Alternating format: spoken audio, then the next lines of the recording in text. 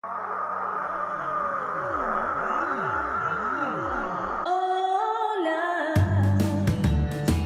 les quiero presentar un programa audiovisual de entrevistas y algo más semanal para esa de Extremadura y más allá. Y se llama Todo menos cualquier cosa. Todo son muchas cosas que decir en las ondas hercianas y es todo solo para ti. Yeah. Todo menos anything. Hola, bienvenidas y bienvenidos a Tejiendo Ideas. Yo soy Pilar y mientras tiro del hilo, pues a la vez intento sacar también el hilo de nuestro invitado o invitada correspondiente a hoy. Eso, si no se tendrá el hilo, como el texto de un examen de dramaturgia. Bueno, aquí puede pasar cualquier cosa, no hace falta que le presente, es Enicín, nuestra marioneta cambiante. Cambiante, pero siempre experta en opinar sin que le pregunten.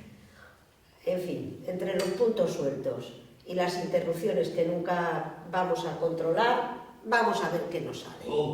Si sale drama, lo aplaudimos. Si sale lío, lo desenredamos. ¿Empezamos? Tenemos con nosotros, para inaugurar Tejiendo Ideas, a la persona que mejor conoce este corral en el que nos encontramos. Nos acompaña el director de la ESAT de Extremadura, Ángel Jiménez, al que muchos y muchas podrían llamar el gallo del corral.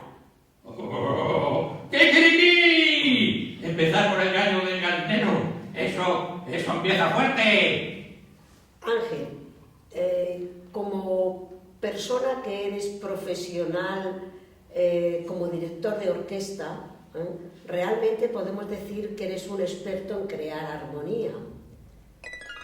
¿Cómo hacer para que las dos partituras fundamentales de esta escuela, interpretación y dirección, puedan sonar de forma armónica, puedan generar armonía?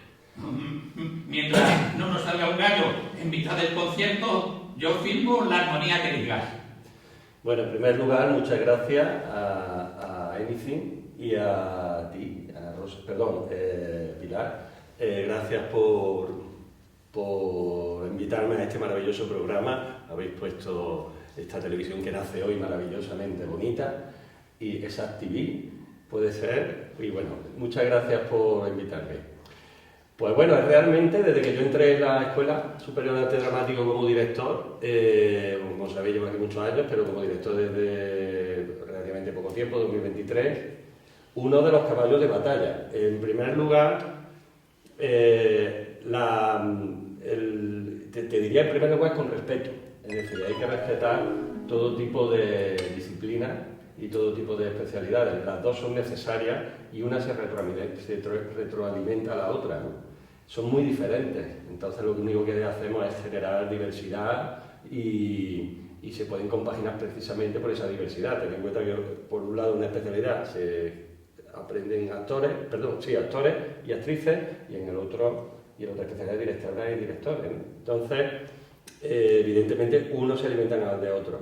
Y en esa línea de la armonía, ¿no? Y en esa línea de necesitar abrir también las puertas para que haya más alumnado en la ESAT, yo te pregunto ahora no cuando entramos en la ESAT, sino cuando salimos.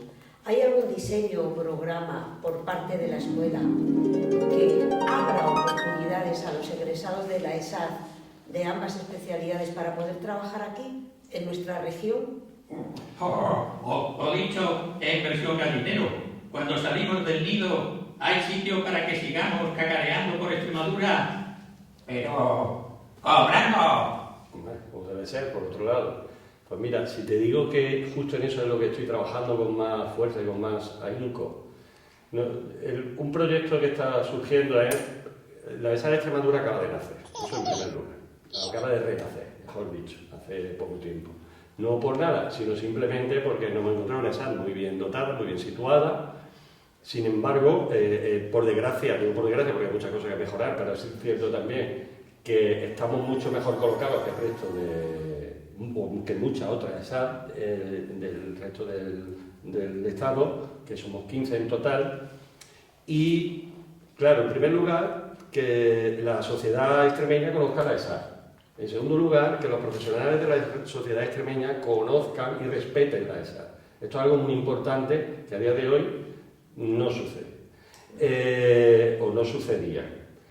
¿Qué estamos haciendo? Pues teniendo presencia en los festivales de teatro, que mínimo son 3, habría que hacer una expansión mucho mayor. En primer lugar, hemos llegado a un acuerdo con el Festival Internacional de Teatro Clásico de Mérida, estuvimos presentes el año pasado en el Festival de Teatro Clásico de Cáceres, y eso ya es, como todos sabemos, una enseñanza superior con equivalencia de grado de arte dramático, pues como es lógico, tiene un perfil profesional. Y eso es lo primero que tenemos que tener muy, muy claro. Y por ahí va nuestra pregunta siguiente, o sea, queríamos preguntarte si en un futuro está previsto que se pueda impartir algún máster específico de artes escénicas aquí en la Bueno, escuela. precisamente también hemos estado en el mes de julio y principio de septiembre con la Facultad de Filología desarrollando este famoso máster, que efectivamente es una modalidad dual que se llama, en la que la segunda parte del máster, el alumnado matriculado tiene ese perfil profesional y se realiza trabajando para uno de estos festivales cobrando dinero, donde el Festival, insisto, Internacional de Teatro Clásico de Mérida y otras muchas empresas extremeñas mostraron interés, teatros, etc. Entonces, esto también efectivamente se está desarrollando. No es fácil por parte de la universidad, pero sí es verdad que se está trabajando en ella. No es fácil, pero es la propia universidad la que necesita también de nosotros para que se desarrollen esos másteres. Claro, y por ahí también un poco, porque por una parte es muy importante que haya salidas, pero por otra parte también algo que nosotros echamos un poco en falta es si está previsto o se contempla de alguna manera la posibilidad de que haya actividades específicas de orientación profesional en las escuelas. Sí. Porque algunas veces el propio alumnado no sabe exactamente cuáles son sus nichos profesionales. Piensa solamente en los que son más directos, pero no sabe que tiene abierto, como tú bien has dicho, todo un campo de oportunidades. Si contempláis que esto pudiera darse o lo ves en un futuro. Precisamente en el mes de junio del año pasado hubo fecha puesta con la Unión de Actores sobre el máster un máster de desarrollo laboral, sobre el estatuto del actor, etcétera, y sobre todo el marco legal que tenéis cuando salís como egresadas y egresados. Y ese máster se va a hacer. El problema es que las fechas que nos dieron estábamos ya prácticamente en el mes de julio. Cuanto decida la CCP y cuanto decidamos el claustro de profesores, pues se pone fecha y se realizará ese máster, que es de un marco legal. Luego también haremos un máster más adelante, que lo propondremos en su momento, no, en este sentido no se ha hecho, es fundamental para mí como un máster de producción. Aquí existe la asignatura de producción, pero habría que abrirlo un poco más porque además existen ese tipo de másteres y de gestión cultural. En definitiva, un montaje teatral no deja de ser un proyecto cultural que tiene una planificación económica, que tiene una planificación de comunicación, que tiene una serie además de toda la parte artística, ¿no? Entonces, evidentemente, nosotros nos encontramos muchas veces, o yo me encuentro muchas veces con egresados que, sinceramente, no saben ni hacer una factura, o no saben que lleva una numeración, no saben qué significa el IRPF. Efectivamente, hay una asignatura, pero lo que sí hablo es de profundizar porque no le encontramos la importancia real, ¿no? Ayer nos decían que por qué había que hacer un expone solicita, lo que es una instancia, y yo explicaba pues porque la vida, si quiere algo oficial, tiene que hacer una instancia y un expone solicita, porque si no, no existe. Entonces sí lo haremos. Luego también quería comentarte, Pilar, que en torno a la Semana y Escena vamos a realizar, en vistas al futuro, dentro de un perfil europeo encaminado hacia la diversidad y hacia la igualdad, sobre todo, en base a la Agenda 2030, y vamos a realizar, queremos hacer de Capitol un teatro inclusivo. Entonces vamos a hacer una jornada junto con la UNCE y con el Festival Internacional de Teatro de Mérida también.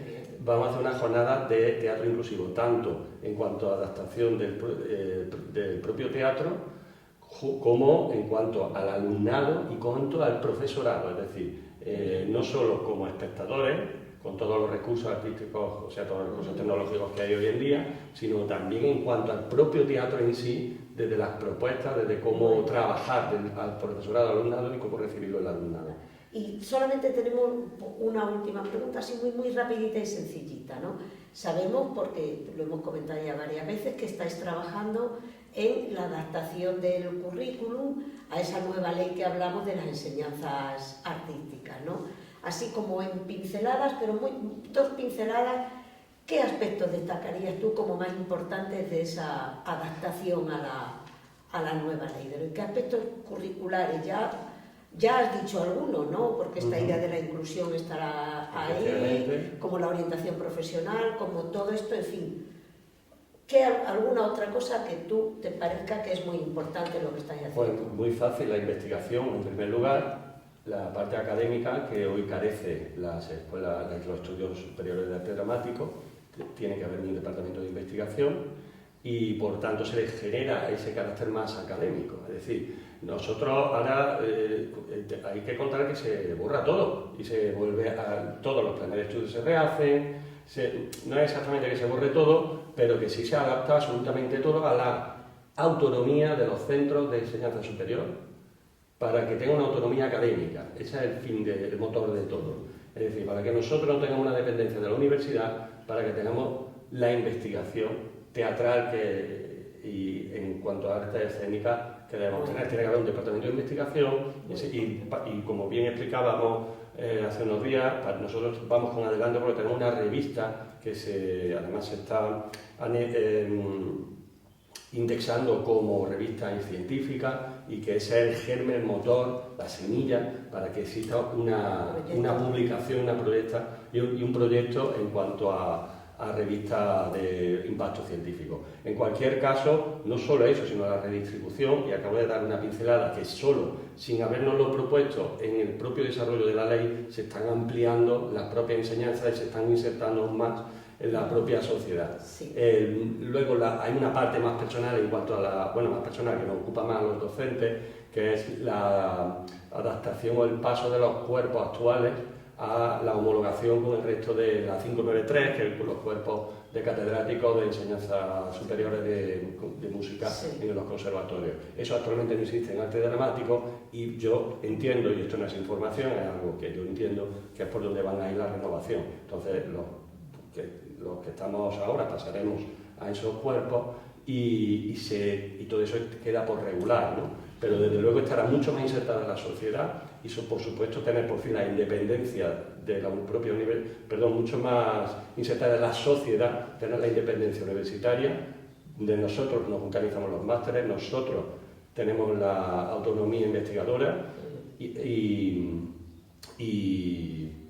generar en definitiva una enseñanza de calidad para la sociedad extremeña y que la cultura genere por un lado empleo y por otro lado genere eso, cultura a todos y a todas los extremeños. Pues por nuestra parte esto ha sido todo. Muchísimas gracias, Ángel, por haberte prestado a inaugurar este Tejiendo Ideas. Muchísimas gracias a todos los que estáis y todas las que estáis al otro lado. Gracias por dejarnos cacarear un rato sin echarnos del gallinero. Oye, y enhorabuena por este programa, que ha sido una idea maravillosa. Hasta el próximo.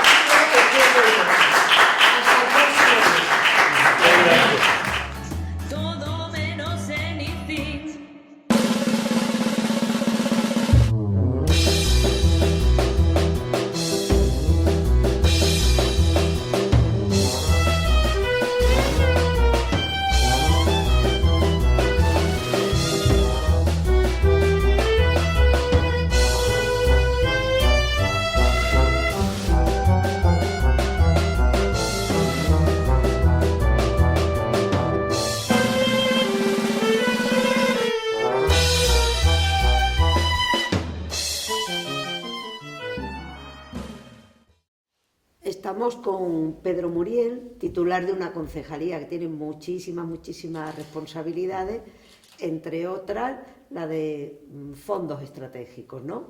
Así es.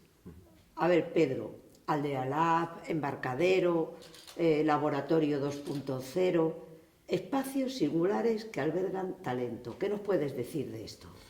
Bueno, pues yo creo que este es un entorno privilegiado en la ciudad de Cáceres, cuyo reto desde el ayuntamiento es que los cacereños conozcan este espacio y sobre todo que sigamos captando, como tú bien has dicho, talento para seguir creciendo en las oportunidades, sobre todo a los empresarios, a los pequeños empresarios, a los emprendedores y al talento innovador que tiene la ciudad. Yo soy responsable de fondos estratégicos, que realmente es donde nació este gran proyecto, que era un proyecto que provenía de los fondos europeos de los años finales de los 90, inicios del año 2000, donde el ayuntamiento quiso, en edificios históricos y con un valor patrimonial importante, lo que son los edificios de la minería cacereña, reconvertirlos en espacios donde se pudiera atraer ese talento, se pudiera emprender, se pudiera generar ese recurso también industrial de los años del siglo XXI para poder crear empresas y poder crear un entorno en el que hubiera posibilidades y oportunidades para los empresarios, sobre todo los que innovan, los que generan un conocimiento especial y los que trabajan la tecnología, ¿no? Que es lo que realmente ahora es hoy, ¿no? Yo creo que Aldea Lab ha ido evolucionando en un proceso en el que antes era una oportunidad, ahora es una realidad, ¿no? Y bueno, el ayuntamiento pues tiene un reto, ¿no? Un reto en el que seguir trabajando para que haya una industria tecnológica en la ciudad de Cáceres y que sirva y se autoalimente dentro de este entorno. El embarcadero, el garaje 2.0, dentro de lo que es el centro del conocimiento, que es Aldea Lab, que ahora ha evolucionado a un paso más después de 10 años de funcionamiento, ¿no? Y ese talento, esa innovación tecnológica fundamentalmente, ¿también la concebís que tendríamos cabida desde el punto de vista de la cultura, desde el mundo artístico? Ya sabes que ahora mismo en nuestro campo, en el teatro, cada vez introducimos más las nuevas tecnologías, la robótica, los drones, tal. ¿Tendría cabida esa asistencia tecnológica para nosotros en un espacio como este? Por supuesto, entendemos del ayuntamiento, del equipo de gobierno, que la cultura es talento y la cultura es industria. Evidentemente hay una actividad detrás de la cultura, un número de profesionales importantes que generan una actividad que al final no deja de ser una actividad empresarial. Y aquí ponemos a disposición muchos recursos, por ejemplo, que tienen que ver con espacios donde se puede crear, donde se puede generar una actividad en torno a la cultura fundamental. Creemos en la industria cultural, creemos en todo tipo de industrias, pero yo creo que ahora Aldea Lab debe ser una oportunidad también para eso que me trasladan, ¿no? La necesidad de que haya un talento cultural vinculado al desarrollo de un proyecto industrial, de un proyecto que forma parte un poco de... Y formaría parte un poco de la idiosincrasia propia de la ciudad, de ese gran proyecto que tenemos de Cáceres, capital europea de la cultura 2031, donde una de las patas donde se debe asentar el desarrollo de la ciudad es en el cultural, en el ámbito cultural. Aquí tenemos diferentes proyectos, no solo con la ESA, sino también por ejemplo, con institutos, centros de educación secundaria, con los que hemos conveniado para que utilicen estos recursos que ponemos a disposición de los propios estudiantes, de las diferentes titulaciones en diferentes grados de formación profesional, por ejemplo, el Instituto Brocense y otros institutos que utilizan estos recursos, ¿no?